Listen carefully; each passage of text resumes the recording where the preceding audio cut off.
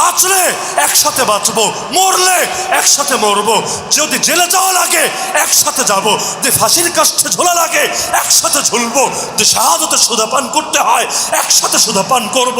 কিন্তু আল্লাহর রসুলের ওয়ারিসদেরকে মুসিবতে ঠেলে দিয়ে সুখের জীবনে পড়ে থাকবো না। নবীর ওয়ারিসদের সঙ্গে কিছুতেই গাদ্দারি আমরা করব না।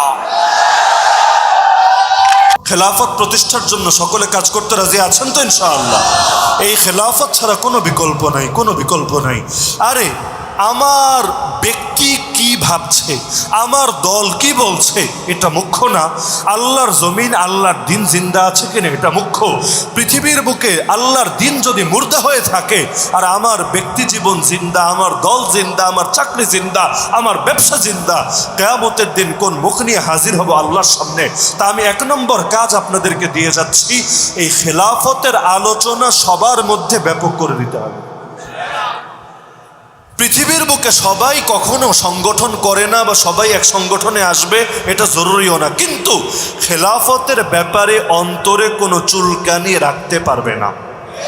যেমন ধরেন আমরা আজমতে সাহাবা সংগঠন করেছি, পৃথিবীতে যারাই সাহাবি প্রেমিক সবাই সংগঠনে আসতে হবে, না হলে সে আর সাহাবি প্রেমিক থাকবে না।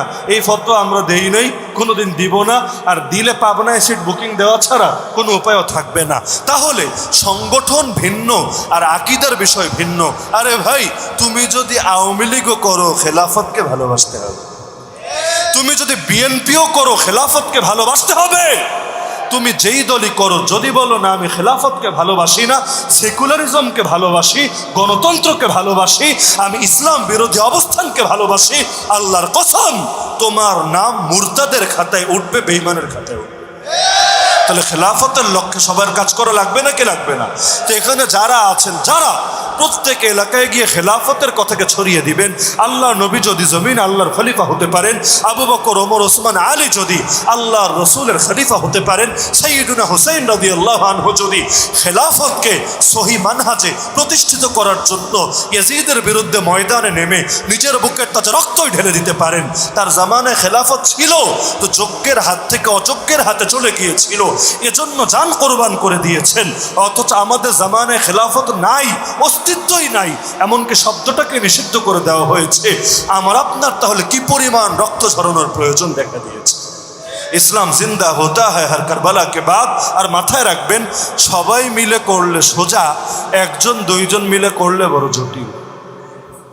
মনে করেন আমাদের হুজুররা যেই কথাগুলো বলার কারণে জেল খাটলো, কথাগুলো কি শুধু ওনাদের নিজেদের কথা না আমাদের সবার কথা?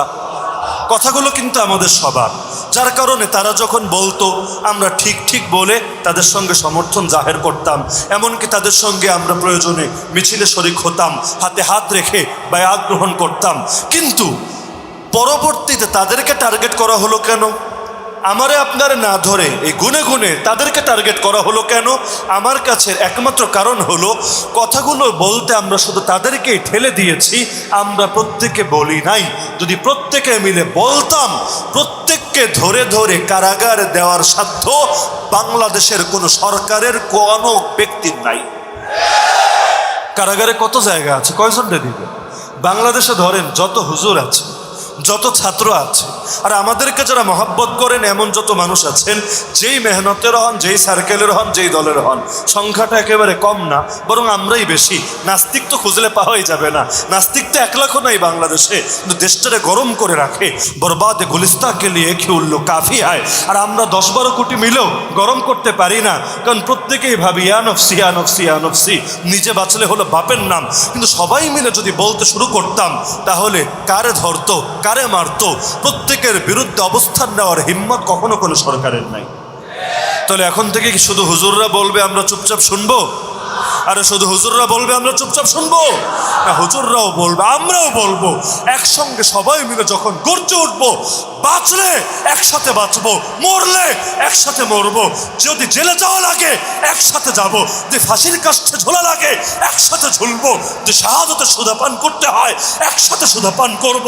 কিন্তু আল্লাহর রসুলের ওয়ারিসদেরকে মুসিবতে ঠেলে দিয়ে সুখের জীবনে পড়ে থাকবো না। নবীর ওয়ারিসদের সঙ্গে কিছুতেই গাদ্দারি আমরা করব না।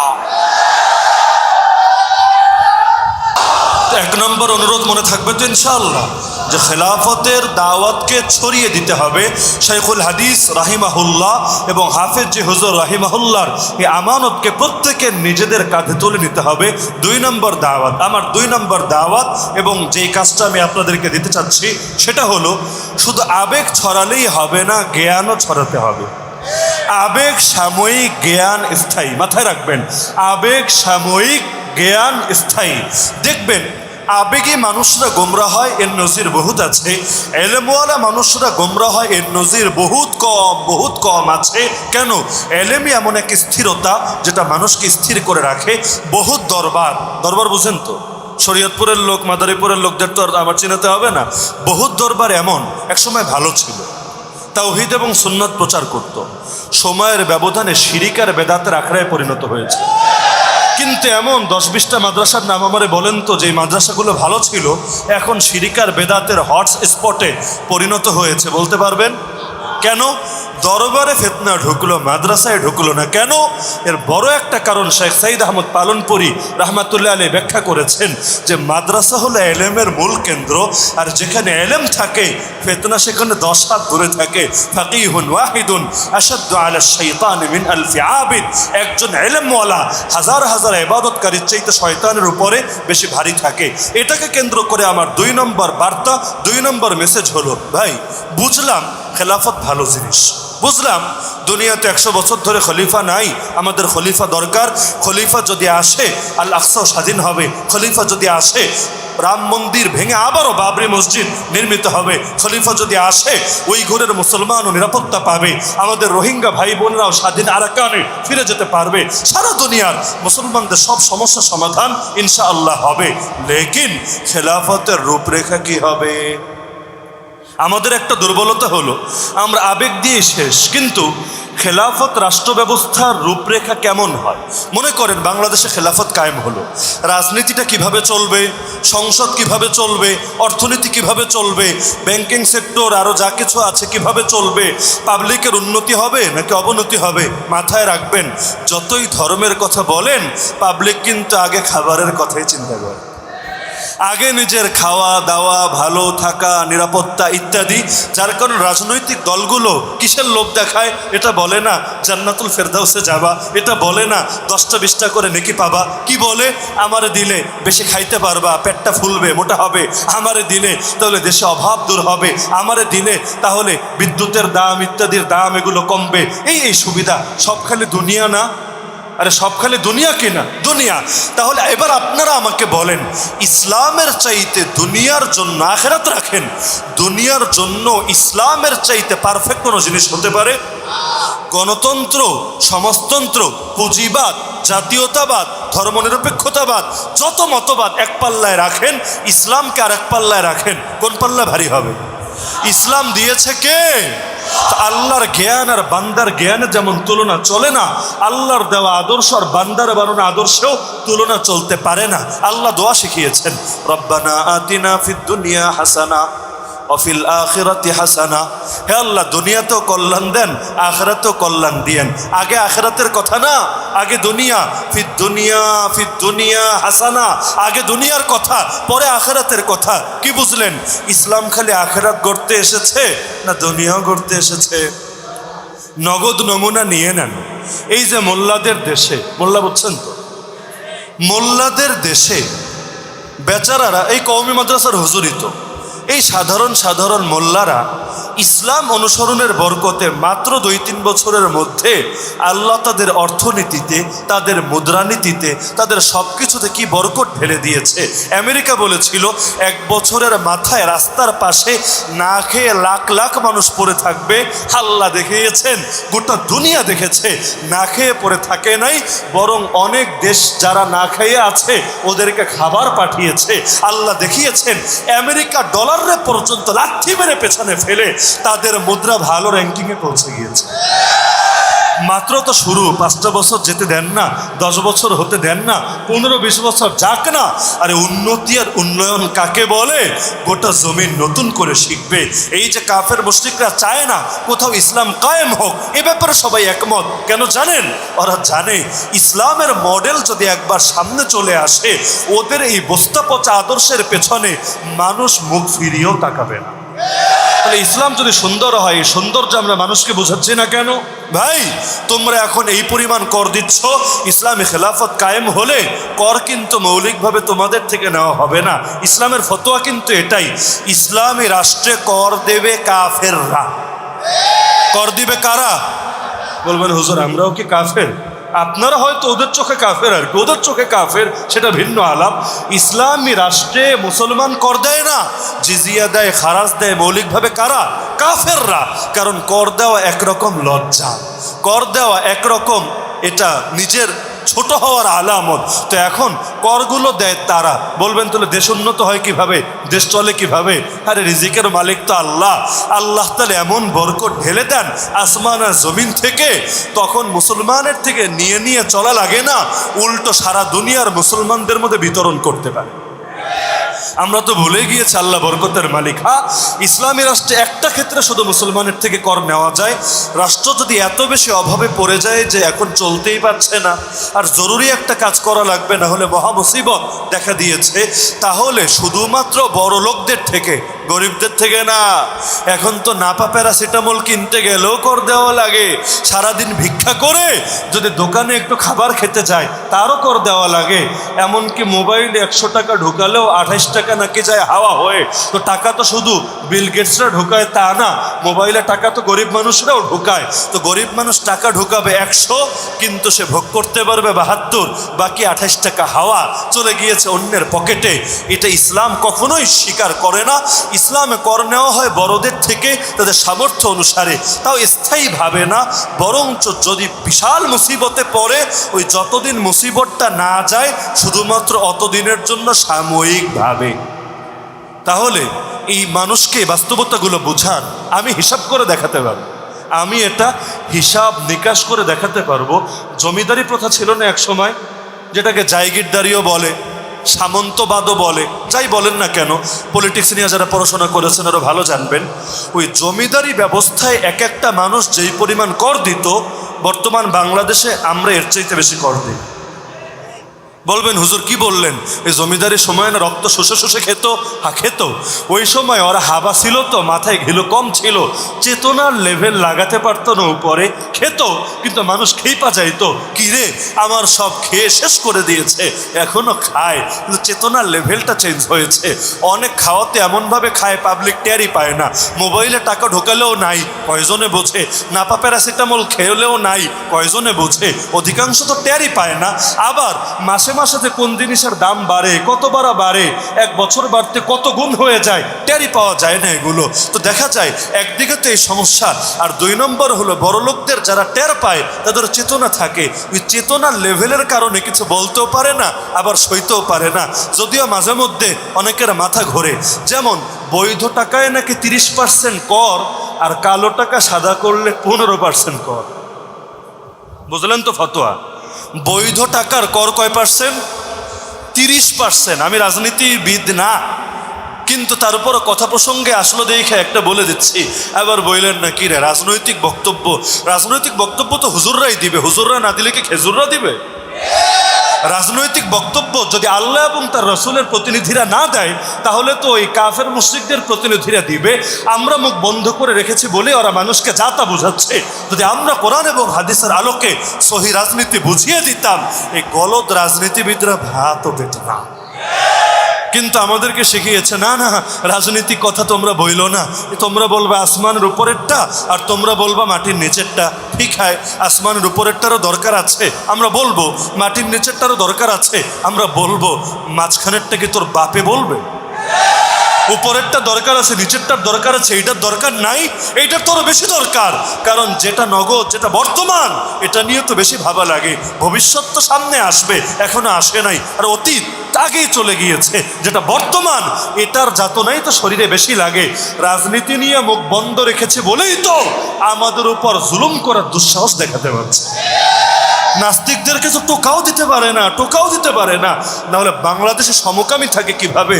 আরে জঙ্গিবাদের নাম গন্ধ লাগে না, নিজেরা নাম লাগিয়ে গর্তের ভেতর থেকে খুঁজে খুঁজে বের করে আনে।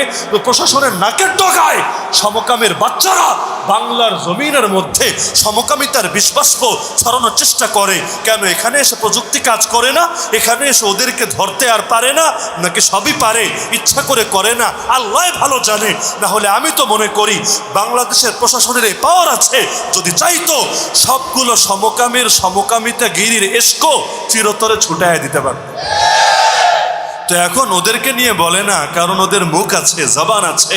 আমাদের মুখ আর জবান বন্ধ করে রেখেছি, তো তাই কাজগুলো করার হিম্মত করে। তো যে প্রসঙ্গে বলছিলাম যে আমাদের এই কনসেপ্টটা ছড়িয়ে দিতে হবে যে রাজনীতির মডেল কি হবে শেখ, অর্থনীতির মডেল কি হবে বোঝ, সভ্যতা সংস্কৃতি কেমন হবে একটাবার সামনে নিজের মাথা দিয়ে অনুধাবন করো।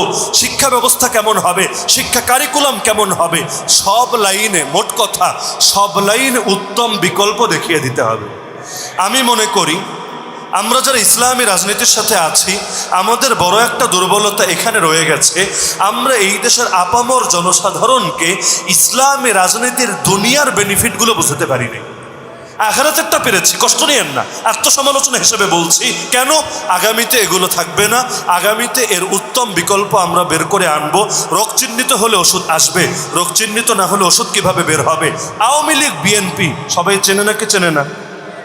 কারা কারা চেনে? যারা যারা পলিটিক্যাল সায়েন্স নিয়ে পড়াশোনা করেছে, শুধু তারা, শুধু তারা, বড় বড় জ্ঞানীগুণী শুধু তারা না। এই দুইটা নাম বোঝে, আওয়ামী লীগ বিকল্প কি বিএনপি, বিএনপি বিকল্প কি আওয়ামী লীগ, এই দুইটা নাম কিন্তু জানে। আর এরশাদ কাক্কুর একটা দল ছিল যেটা এখন বিলুপ্ত প্রায়, এখন মোটামুটি এই দুইটাই সবার মধ্যে আছে। অর্থনীতি বুঝুক না বুঝুক, রাজনীতি বুঝুক না বুঝুক, গঠনতন্ত্র জীবনে পড়ে দেখুক বা না দেখুক, এটা জানে, হয়তো আওয়ামী লীগ নয়তো বিএনপি। তো এই যে জনপ্রিয়তা ওরা পেয়েছে, এটাকে আখিরাতের বয়ান দিয়ে না দুনিয়ার বয়ান দিয়ে? আমাকে বলেন, ইসলামী রাজনীতির দুনিয়াবি বয়ান কি আওয়ামী লীগের চাইতে খারাপ? ইসলামী রাজনীতির দুনিয়াবি বয়ান কি বিএনপির চাইতে খারাপ?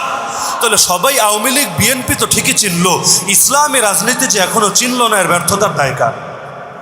কি আমাদের দায় নাই? আমাদের দায় নাই? দরকার ছিল বাংলাদেশের প্রতিটা মসজিদের খতিব সাহেব, আরে রাজনীতি করা লাগবে না, কিন্তু প্রতিটা মসজিদের খতিব সাহেব রাজনীতি নিয়ে বয়ান দেওয়া লাগবে।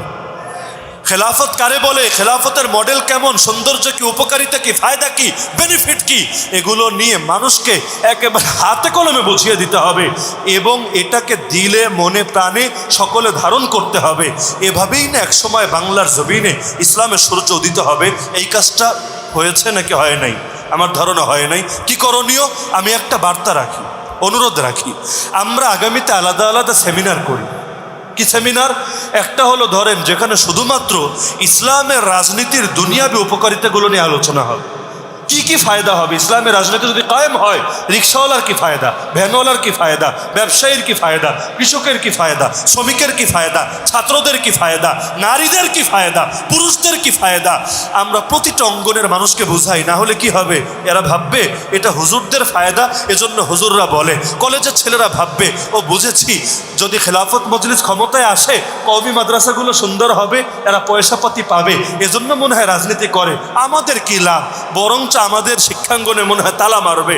এইরকম চেতনা অনেকের মধ্যে আছে নাকি নাই? তো প্রত্যেকের ভুল ধারণা ভেঙে দিতে হবে। কোনোটা হবে রাজনীতি নিয়ে সেমিনার, কোনোটা অর্থনীতি নিয়ে সেমিনার, ব্যবসায়ীদের নিয়ে আলাদা আলোচনা, কৃষকদের নিয়ে আলাদা আলোচনা। এভাবে বাংলার জমিনে ব্যাপক জাগরণ গড়ে উঠবে ইনশাআল্লাহ। আমি মনে করি বেশি লাগবে না, 5 বছর টার্গেট নেই আমরা, 5 বছর। আমরা চাইলেই একদিনে গাছের আগে উঠতে পারবো না, এটা সম্ভব না। আমরা 5 বছর টার্গেট নিয়ে আপামর জনসাধারণের কলিজার মধ্যে আমরা ঢুকবো। আমাদের ক্ষমতার গদিতে এই 5 বছরে ঢুকতে হবে জরুরি না, কিন্তু আমরা আপামর জনসাধারণের কলিজার মধ্যে ঢুকবো। যদি একবার কলিজার মধ্যে ঢুকতে পারি, ওই গদিতে বসার জন্য নিজের ধান্দা করা লাগবে না, পাবলিকই নিয়ে বসিয়ে দিয়ে আসবেন ইনশাআল্লাহ। আল্লাহ রসুল সাল্লাল্লাহু আলাইহি সাল্লামের সে আদর্শ তখন জিন্দা হবে। তখন ক্ষমতা কারো চেয়ে নিতে হবে না, যোগ্যদের পেছনে মানুষ ঘুরবে। ভাই ভাই তুমি দায়িত্ব নাও, নাহলে দেশ আর দশ বরবাদ হবে। এই কাজটা করবেন তো ইনশাআল্লাহ? কিরে ভাই, এটা শুধু যারা এই সংগঠনের সাথে আসে তাদের কাজ না, প্রত্যেক মুসলমানের কাজ? আরে কার কাজ? হাত তুলেন দেখি। মাশাআল্লাহ মাশাআল্লাহ, আল্লাহ সবাইকে কবুল করুন। একটা দুর্বলতা আছে আসলে, নিজেই যদি ভালো করে না জানি মানুষকে জানাবো কিভাবে? আমাদের অনেকের সমস্যা এখানে, নিজের সামনে ক্লিয়ার না বিষয়গুলো। আসলে একটা আবেগ তো আছে, ক্লিয়ার না। এই চান্সগুলো কারা নিচ্ছে? আমি নাম নিয়ে বলি, যদি হয়তো অনেকে রাগ করবেন। হিজবুত তাহরির নামে একটা দল আছে, আপনারা চেনেন কি না? আমি তো বহু আগ থেকে এদের বইপত্র দেখেছি। তাদের শায়েখ, মূল যে প্রতিষ্ঠাতা তাকিউদ্দিন নাবহানী, তার রিসোর্সগুলো কি কি বাংলাদেশে। হকপন্থীদের বই হয়তো আমার সব পড়া নাই, কিন্তু বাতিলপন্থীদের বই সবারটা আমার পড়া আছে। আলহামদুলিল্লাহ বলবো না কি নাউজুবিল্লাহ জানি না, মানে পড়া আছে যে কি বলে, কি করে বা কি বার্তা দিতে চায় এটা জানার জন্য। তা আগে তো পড়েছি, আর কারাগারে যাওয়ার পর চোখের সামনে দেখেছি তাদের সাথে ওই সময় লম্বা চৌড়া তর্ক বিতর্কও হয়েছে এগুলো নিয়ে। তাদের একটা জায়গায় আমি তাদের গুণ স্বীকার করতে বাধ্য, তারা প্রতিটা জিনিস নিয়ে, ধরেন রাজনীতি নিয়ে আলাদা বই, অর্থনীতি নিয়ে আলাদা বই, আবার সমাজনীতি নিয়ে আলাদা বই, প্রতিটা ক্ষেত্রে একটা মডেল মানুষের সামনে দাঁড় করিয়ে দিয়েছে। এবং প্রতিটা কর্মীর সামনে তারা এই সিলেবাসগুলো দেয় যে পড় তুই, দেখ মডেল কি কি হবে। যখন নিজের সামনে ক্লিয়ার, আর একজনকে দাওয়াত দিতেও সহজ হবে। এখন আমাদের একটা দুর্বলতা, এরকম বই নাই বললেই চলে বাংলায়। আসলে বাংলায় কিন্তু এরকম বই খুব কম। আমি নিজেও একাধিকবার উদ্যোগ নিয়েছি যেমন বইয়ের কাজ করা যায় কি না, কিন্তু বয়সটা ছোট, কিন্তু জিম্মাদারি কাঁধে এসে পড়েছে এত বেশি। এখন করতে তো চাই বহুত কিছু, কিন্তু করা হয়ে ওঠে না। এদিকে গেলে ওদিক নাই, ওদিকে গেলে এদিক নাই। এখন এক মানুষ কত কিছুই করা যায়। তো এখানে যে ওলামায়ে কেরাম আছেন, বিশেষ করে নওজোয়ান ওলামায়ে কেরাম, আমার উদাত্ত আহ্বান থাকবে, আল্লাহ যদি কাউকে কলমের যোগ্যতা ভালো দিয়ে থাকেন অথবা জবানের যোগ্যতা ভালো দিয়ে থাকেন, আল্লাহকে রাজি এবং খুশি করার জন্য এই বিষয়গুলো নিয়ে স্পেশাল মোতালা করে, ভাষা না স্পেশালভাবে পড়াশোনা করে জাতির সামনে একটা ক্লিয়ার বার্তা দেওয়ার চেষ্টা করেন। আমি অন্তত মনে প্রাণে বিশ্বাস করি, এই বাঙালি যাদের রক্তের সাথে ধর্মের টান, ধর্মের মহাব্বত, ধর্মের আকর্ষণ জুড়ে আছে, দুদিন আগে হোক বা দুদিন পরে তারা খেলাফতকে ভালোবাসবেই বাসবে। প্রতিটা মানুষ খেলাফতের সৈনিকে পরিণত হবেই হবে। যত প্রপাগান্ডা ছড়াক ঠেকিয়ে রাখতে পারবে না, যত ষড়যন্ত্র করুক ঠেকিয়ে রাখতে পারবে না। আমরা তো জীবনে গালি কম খাই নাই, কি লস হয়েছে? কারাগার থেকে এসেছি, কি লস হয়েছে? একইভাবে আজকে খেলাফতের বিরুদ্ধে বহুত প্রপাগান্ডা, তাতে কি? ইনশাআল্লাহ বাংলার জমিনে খেলাফত জিন্দা হবেই হবে ইনশাআল্লাহ। তো দুটো বার্তাই দিয়ে গেলাম, অনেক বেশি বললে কাজ কিছুই হয় না। সির্ফ দুইটা বার্তা আমি আশা রাখি প্রত্যেকে মনে রাখবেন এবং আমল করবেন। এক নম্বর বার্তা, খেলাফতের দাওয়াত ছড়িয়ে দিতে হবে। প্রতিটা মানুষের ভেতরে ইমোশন, আবেগ জাগাতে হবে। খেলাফতের জন্য কিছু করতে না পারলে আমার জীবনের কি দাম, কোন মুখ নিয়ে হাজির হব নবীজির সামনে, এই ফিকির প্রত্যেকের ভেতর বসাতে হবে। দুই নম্বর কাজ, যাদের আবেগ তৈরি হয়েছে, দিল তৈরি হয়েছে, যাদের দিল তৈরি হয় নাই তাদের জন্য এটা না, যাদের দিল তৈরি হয়েছে এদেরকে নিয়ে আলাদা আলাদা বৈঠক করে এদের সামনে খেলাফতের মডেল তুলে ধরতে হবে। পূর্ণাঙ্গ জ্ঞান তাদের ভেতর দিতে হবে। ইনশাআল্লাহ তখন কোনো ফিতনায়ও তারা আর পা দেবে না। উপরন্তু যেখানে যাবে, যাদের সাথে কথা বলবে, প্রত্যেকের মধ্যে খেলাফতের আগ্রহ পয়দা হবেই হবে। রাজি আছেন ইনশাআল্লাহ? রাজি আছেন ইনশাআল্লাহ? তো আজকে আর আলোচনা দীর্ঘ করছি না। প্রত্যেকের নিকটে দুইটা কাজ যথাযথভাবে করবেন, এ আশাবাদী। আর একটা অপ্রাসঙ্গিক আলাপ, যেটা মাহফিলেরও আলাপ না এবং সংগঠনের আলাপ না, অপ্রাসঙ্গিক আলাপ, কিন্তু যেহেতু কাজ শুরু করেছি সেই হিসাবে আলাপ করাটা মহাব্বতের দাবি মনে করি। বাংলাদেশ খেলাফত মজলিস শরীয়তপুরের জেলা শাখার যারা আছেন, মাহফিল তো সদরের উদ্যোগে, কিন্তু জেলা শাখায়, জেলার সম্ভবত সব থানা এবং ইউনিয়নের ওলামায়ে কেরামরা আছেন। আমি ব্যক্তিগতভাবে আশাবাদী সকল ফিতনার বিপক্ষে আপনারা জোরতর ভূমিকা রাখবেন ইনশাআল্লাহ। বিশেষ করে সাহাবী বিদ্বেষীদের টুটি চেপে ধরার ক্ষেত্রে এবং সাহাবায়ে কেরামের শান এবং মান ছড়িয়ে দেওয়ার জন্য আমি আশা রাখতে পারি তো ইনশাআল্লাহ যে আপনারাও প্রত্যেকে নিজেদের জায়গা থেকে ফিকির করবেন। এই যে জিলহজ মাস শুরু হয়েছে, এক মাস পরেই আসবে যে মাস মুহররম। বাংলাদেশে সাহাবীদের সাথে সবচাইতে বেশি বেয়াদবি হয় এই মুহররম মাসে, বিশেষ করে প্রথম 10 দিনে। তা আমরা জিন্দা থাকতে যদি নবীর সাহাবীদের গালি দেয়, এই জীবনের কি দাম থাকে? প্রতিটা মসজিদে মসজিদে আমরা যদি একটু উদ্যোগ নিয়ে সাহাবীদের শান আর শাহর মান, বিশেষ করে শানে মুআবিয়া রাদিয়াল্লাহু আনহু আলোচনার ব্যবস্থা করি যে ভাই তুই ইয়াজিদের বিপক্ষে বলবি বল, কিন্তু ইয়াজিদের বিপক্ষে বলতে গিয়ে আর হুসাইন রাদিয়াল্লাহু আনহু মহব্বত দেখাতে গিয়ে নবীর সাহাবী কাতিবে ওহী মুআবিয়ার গালি দিস না, তাহলে কিয়ামতের দিন তোর পরিণতি বড় মন্দ হবে। এই দাওয়াতটা আমরা দিতে পারবো তো ইনশাআল্লাহ? তা আমি আশা রাখি আপনারা প্রত্যেকে সাহাবী প্রেমিক সৈনিকে পরিণত হবেন এবং সাহাবী বিদ্বেষীদেরও দাঁত ভাঙা জবাব দিবেন। আরও যত ফিতনা আছে সব দূর করে নামে যেমন শরীয়তপুর কাজেও শরীয়ত দিয়ে পরিপূর্ণ করে তুলবেন এই জেলাকে। আল্লাহ সবাইকে কবুল করুন, তৌফিক দান করুন, আমিন।